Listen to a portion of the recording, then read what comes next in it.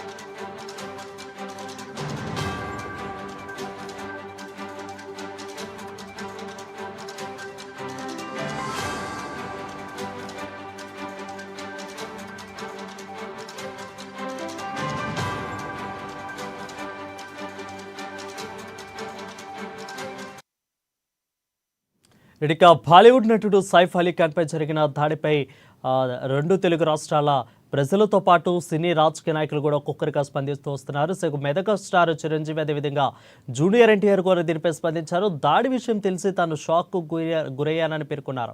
ఇక సైఫ్ త్వరగా కోలుకోవాలని, ఆయురారోగ్యాలతో ఉండాలంటూ భగవంతుని ప్రార్థిస్తానంటూ కూడా అటు చిరంజీవి ఇటు జూనియర్ ఎన్టీఆర్ కూడా దీనిపై స్పందిస్తున్నారు. ఒక్కొక్కరుగా ట్విట్టర్ వేదికగా వాళ్ళ స్పందన అయితే తెలియజేస్తున్నారు. ఖచ్చితంగా భగవంతుని ప్రార్థిస్తున్నాము, ఆయురారోగ్యాలతో ఉండాలి, త్వరగా కోలుకోవాలంటూ ఇటు చిరంజీవి అటు జూనియర్ ఎన్టీఆర్ స్పందిస్తున్నారు. ఈ యొక్క దాడి జరిగిన ఘటన, దాడి వార్త విని నా హృదయం ఎంతో కలిచివేస్తుందంటూ కూడా ఇటు చిరంజీవి తన ట్విట్టర్ వేదికగా సానుభూతిని వ్యక్తం చేస్తూ స్పందించినట్లుగా ట్విట్టర్లో మనం చూస్తూనే ఉన్నాం.